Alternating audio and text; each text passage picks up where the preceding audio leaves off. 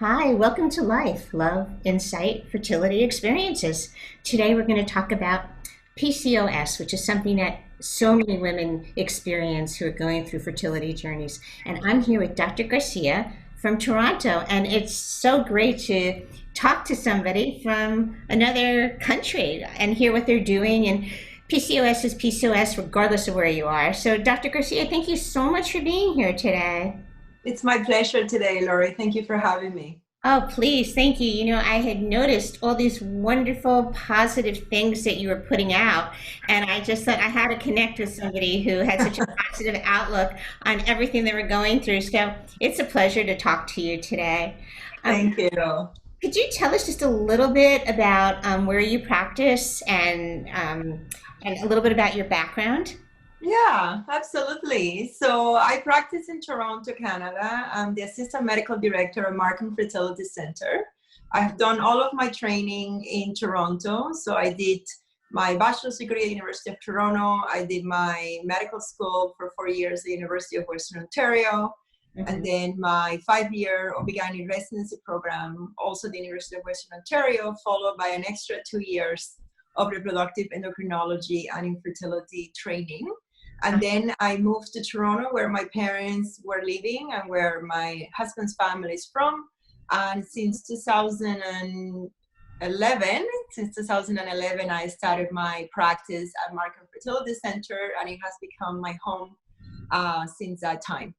That's wonderful. It's a little bit of a journey, but it's really great. And so there's so many things that people go through in transitions and in moves, which you've gone through, but also in understanding PCOS. And I would like to let everybody know because of COVID-19, we are both at home quarantining, although That's right. we start to get it. The clinics are going to start to open. And so that's why we have like kind of homey backgrounds behind us. That's right. This is my Yeah. home office right here. Oh, that's great. This is kind of mine at this point. So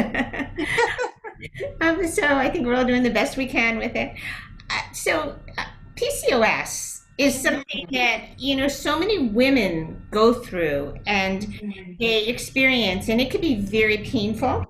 That's right. A lot of times they don't know the cause, they don't know where it comes from. Could you give Mhm. any information about that? Yeah, I'm happy to talk about PCOS because in my practice, being a fertility specialist, I see it very often. But not only that, I see a lot of confusion, sometimes a lot of misdiagnosis, and a Mhm. lot of anxiety that comes with this. I'm happy to sit here with you for a little bit and talk about it. Yeah. All the So, emotions that I'm sorry, but all the emotions that you expressed are exactly what I hear. Because the mhm. anxiety and not understanding and the symptoms become overwhelming when you first find out. Yeah, and unfortunately, even many physicians are the condition itself. It's not very well understood, even by physicians, Mhm. and that sometimes lead to delays in diagnosis and more misinformation and more confusion. So, I think it was a couple of weeks ago, I was teaching the family medicine residents at my hospital about PCOS, and even hearing all the questions that they have sort of made me realize that there's still a lot of misinformation out there for patients and for physicians, and part of that is because it is a difficult condition to understand. It's not a condition that you diagnose, you look at a blood test and you go, yeah, if the value is greater than this, you have the condition. It's not like that. It's a lot Right. more complex than that. How is So it diagnosed? That's go ahead. exactly what I was going to start off asking you. Like, how do we diagnose PCOS on some? Yeah, right. That's where the confusion comes from. So PCOS is very much a clinical diagnosis. What Mhm. that means is not a diagnosis that you make on a piece of paper, like I was saying before. So you need to have a Love that. series of Yes. criteria. You Mhm. need to have a series of criteria to make a diagnosis, and more importantly, you need to have been able to rule out other causes. So the most common criteria used by physicians is called the Rotterdam Criteria, and it basically has 3 pieces in it, and you need to have 2 out of the 3 pieces to make the diagnosis. So Mhm. the 3 pieces are irregular cycles, or what we call amenorrhea, which is no cycles, or oligomenorrhea, which means cycles, and instead of having one cycle every 30 days, you're having and having 12 cycles in a year, you might be having 5 cycles in a year or 6 cycles in a year. So oligomenorrhea or irregular cycle is number one. The second one is either clinical, which means blood work, or physical characteristics of hyperandrogenism. So hyperandrogenism basically means either hirsutism, which is excessive hair growth. It could be excessive hair growth in the chin, it could be in the chest, in the arms, around the nipples, also excessive acne as well. So those are the main features of hyperandrogenism. And then the third criteria is polycystic ovarian looking ovaries on ultrasound. Now that in itself is very controversial as well, because sometimes ovaries can have loss of follicles in women that have really good ovarian reserve, like young women and adolescents. You can have ovaries that are full of follicles, but that does not mean that they are necessarily polycystic ovaries. The other problem with the diagnosis is that the wording alone is confusing. Polycystic ovarian syndrome gives the impression that you're going to have a whole bunch of cysts in the ovaries, which is not the case at all. So we should really change the name. It's our fault that it's so confusing. So it's not cyst at all. The ovaries don't have cysts, but the ovaries have a lot of follicles, and they are arranged in the ovary in a specific way, which is called the string of pearls, which is basically they're all arranged around the periphery of the ovaries.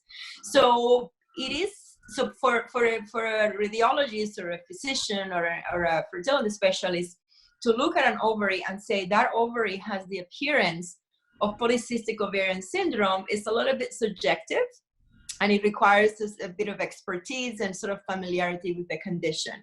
So many times I see patients in my office that says, oh, you know, I was told I have polycystic ovarian syndrome, and it's because at some point an ultrasound has been done and somebody has read the ultrasound saying multiple cysts in the ovary, and then immediately that diagnosis has been made without looking at the whole clinical picture. So you need to have at least 2 out of these 3 criteria in order to have polycystic ovarian syndrome, and more importantly, you need to rule out other causes. So if you're having irregular cycles, there are other reasons other than polycystic ovarian syndrome for irregular cycles. It could be your thyroid, it could be your prolactin, it could be it could be related to weight, it could be other things. So those needs to be ruled out. If you're having excessive hair growth or excessive acne, there is also other causes other than polycystic ovarian syndrome. And I don't want to, complicate this conversation by giving you big names, but those things need to be ruled out as well. So when they say that, almost up to 12% of women could have this, because that's the high percentage. That's right. Do you think that that's an accurate number from what you're seeing and in your practice? I do think it's an accurate number, because that number specifically comes from using the Rotterdam Criteria. When you look at other studies, and it was about 15 studies around the world that came up with that actual number, the 8 to 12%, 15% talking about. When you're looking at, if you use your criteria as, having irregular cycles or having polycystic ovaries or being obese, then it's going to be much higher. But when you start distilling those patients and realize that just because they had polycystic ovaries on ultrasound doesn't mean they have polycystic ovarian syndrome, then you bring down the incidence. So I do think that 12% is a fairly accurate estimate, because you use the Rotterdam criteria to make that diagnosis. And how about, I have a lot of women that I work with who'll come to me and they're experiencing a lot of pain, or they're saying that their weight is a huge impact, or they're concerned about another clinical diagnosis that's associated with it. Does that come from PCOS, or is that secondary? Well, it depends. So there is the diagnosis of PCOS, and making the diagnosis would be the first step. And again, because it's a clinical diagnosis that takes multiple criteria, because you need to exclude other factors, it is sometimes a difficult diagnosis to make. But once a diagnosis is made, then the next step is educating women about what the diagnosis means. Yes. Right? And I think that's what you're getting at. So polycystic ovarian syndrome, when the diagnosis is made, is associated with a number of things, and you can have all of those things or you can have none of those things. So one of the things it's associated with is difficulty losing weight, which is a little bit similar to insulin resistance. So there is a very tricky mechanism between the ovaries and the insulin growth factors that basically makes the women with polycystic ovarian syndrome have insulin resistance, which basically means that they tend to put on weight and find it difficult to lose weight. So there is definitely excessive weight and difficulty losing weight is very much associated with polycystic ovarian syndrome. And is there something they could do for that? Because that is always, it's something that people look at and they kind of, it starts to impact their self-esteem and self. Of course. As much as having an infertility journey has. Yeah, and what's difficult about weight and polycystic ovarian syndrome is that it's like the two of them feed each other. So if you have a woman who has polycystic ovarian syndrome and over time she gains a little bit of weight because life is busy and you get a little older and your metabolism slow down, now I usually hear the story of like, when I was in university, yes, my cycles were irregular and they were every 40 days. Now I got married and I put on 50 pounds, and now my cycles are once every 6 months. So what happens is the more weight you put on, the more you develop insulin resistance, the higher estrogen level gets, and the more severe the menstrual irregularities of polycystic ovarian syndrome gets, which then makes it more difficult to lose weight. And then it becomes sort of a feedback loop and the poor patient is caught in the middle. Right. So what I normally tell patients is to first of all understand that losing weight for somebody that has polycystic ovarian syndrome could be a lot more challenging than for somebody that doesn't have polycystic ovarian syndrome. So to give yourself a little bit of grace, and sometimes when they go, oh my God, now I have an explanation for why it's so hard for me, really helps them. The other thing that I tell the patient is, don't really worry about the scale so much. Concentrate on what you're eating and concentrating the output, because sometimes with polycystic ovarian syndrome, women can tend to have a propensity towards creating high muscle mass. So you could be quite muscular, which may, when you get on the scale, you can see that the weight's not coming down, but if you're losing a little bit of that body fat, and it's that adipose tissue that makes the extra estrogen, that can really still put you further ahead, even though the number of the scale is not really reflective of all the work that you're doing. So if you're concentrating on decreasing the amount of carbohydrates that you're eating and doing exercises that are both aerobic and muscle building exercises to build muscle mass, even if you don't see a change of the scale, you are probably from the metabolic point of view really helping the situation quite a bit by decreasing the amount of insulin resistance and conversely decreasing the severity of the polycystic ovarian syndrome. Right. That's so true. And of course it's true coming from you. I tend to try and encourage people to exercise and realize that it's not impossible to lose weight, but it's challenging, and the whole journey is challenging. So this is another piece of it. And some of them will want to go on special diets so that they can maybe keep the PCOS under control or in a certain way so that they could then try and get pregnant. And what do you do with that, or how do you manage that? Is the weight really responsible for the PCOS? Is there a weight? Sorry, what is the question again? Is the weight responsible for the PCOS? Oh, the weight is responsible. Yeah. No, I wouldn't say the weight is in itself responsible for the PCOS. The PCOS is a medical condition. It's like your height is genetic most of the time. It's not something that you cause on yourself. There's plenty of women that are extremely thin and still have polycystic ovarian syndrome. Yes, thank you for saying that.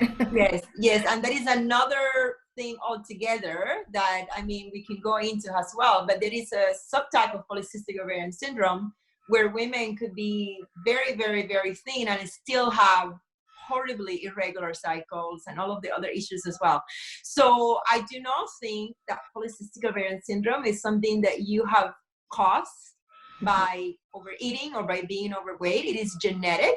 There are many women that do overeat and are overweight and don't have polycystic ovarian syndrome. There are very many women with severe polycystic ovarian syndrome who are extremely thin.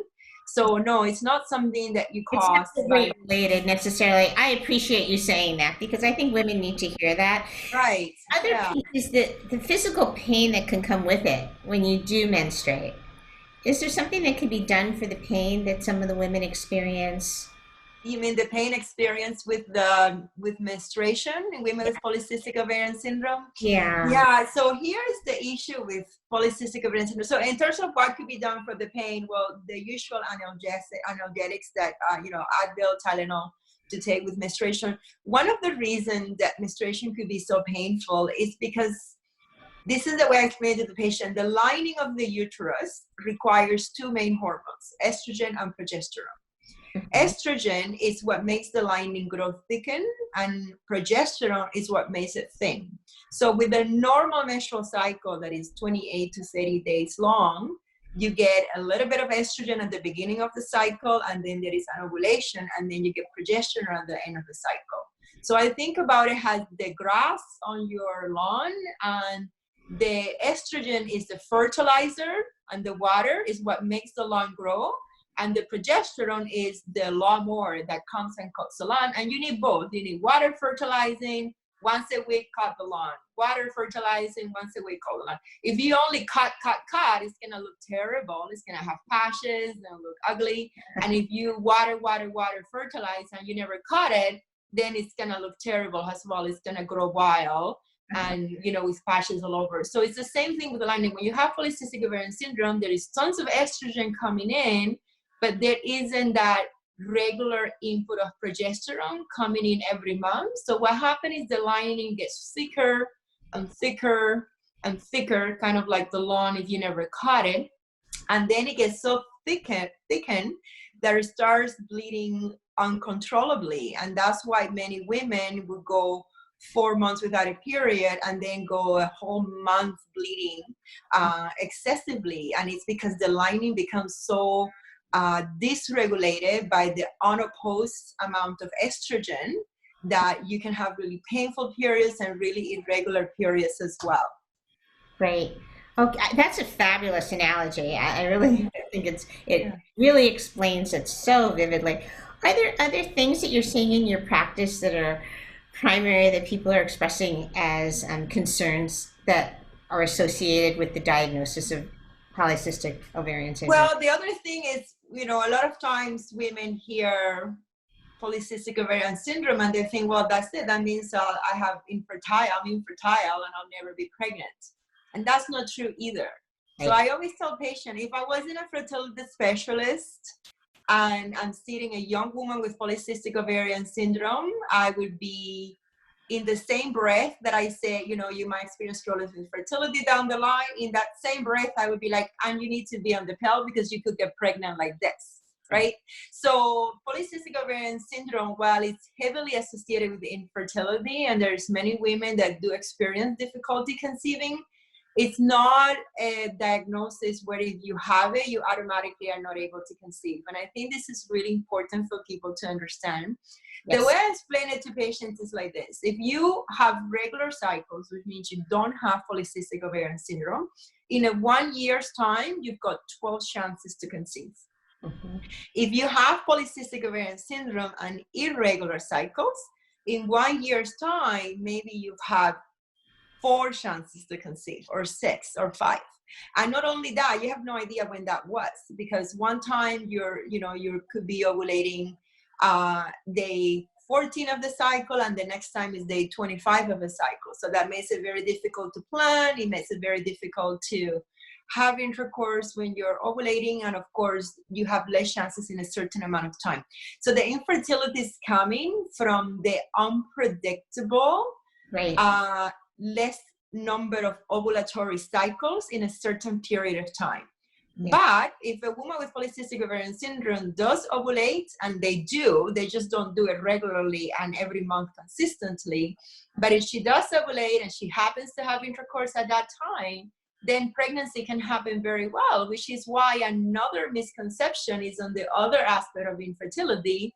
Young women, unfortunately, having to have abortions or unwanted pregnancies because they were told, oh, you have PCOS and you can't get pregnant. And then they don't use contraception and they have irregular cycles. So they got, 3 months without a period and they think this is their PCOS. And lo and behold, they were pregnant the whole time. And I've seen that in my practice when people walk in saying, well, I haven't had my period in 3 months and I have PCOS. And when I do an ultrasound, there it is, waving around, saying goodbye, the baby. So it is very important to address contraception with women with polycystic ovarian syndrome who don't want to conceive. Yes. And to women who do want to conceive, it's very important to tell them that there is medications and there is treatments, but it doesn't mean that they are completely unable to conceive on their own. Right. So what would the treatment be? Right. Yes. So for women who are trying to conceive, the main treatment is ways of inducing ovulation. Like I was saying, the main issue is that you're not having regular ovulatory cycles. So one way of inducing ovulation is a medication called metformin. And metformin has been shown to induce ovulation in a particular group of women that have insulin resistance. Not every woman with polycystic ovarian syndrome has insulin resistance. And specifically women who are very thin and have polycystic ovarian syndrome don't tend to respond very well to metformin. So metformin is specific for women that have polycystic ovarian syndrome and insulin resistance. So in those women, it has been shown to induce ovulation. So that's one line of treatment. Another line of treatment is specific medications to induce ovulation. That could be letrozole or clomiphene citrate. Clomiphene citrate is no longer available in Canada, but my understanding is that it's still available in the US. Are they using something else in Canada to replace it? We use letrozole in Canada. So letrozole is a medication. Sorry? Is it almost the same drug? It's not. It is the same drug in that it's equally to clomiphene citrate. It's a pill that you take for 5 days. So that's where the similarity is. But the mechanism of action is completely different. But it does work very well in inducing ovulation. And it is important that women are monitored through it because like any other medication, there are side effects. Some of the side effects is that it would induce too many follicles or too many eggs. And then there's the risk of multiples there. It can also cause the lining to be a little bit thin. So it's important to monitor that as well. And sometimes it doesn't work and you need to increase the dose as well. So again, if you take it or monitor it, you might be taking it and not having the effect that you want. So that's why the monitoring is really important. So and then the next level after that is the injections. They're called gonadotropins and they're used to induce ovulation. Gonadotropins in polycystic ovarian syndrome is a really, really tricky situation because there are so many follicles in the ovaries that when you give them a little bit of gonadotropins, the ovaries tend to over-respond and create many, many follicles. So that would be a problem if you're having time intercourse because that's where you could get your triplets and your quadruplets, which becomes a high-risk pregnancy. Also, when you're inducing ovulation or stimulating the ovaries for IVF, you can be at risk of ovarian hyperstimulation syndrome simply from having an ovary that is so packed full of follicles, and the hormones in polycystic ovarian syndrome makes women very susceptible to ovarian hyperstimulation syndrome. So that's something that fertility specialists need to watch out for in women with polycystic ovarian syndrome. Right. Do many of the people, I don't know if you know the statistic or not, or if you know generally speaking even, do many people wind up getting pregnant just with the medication?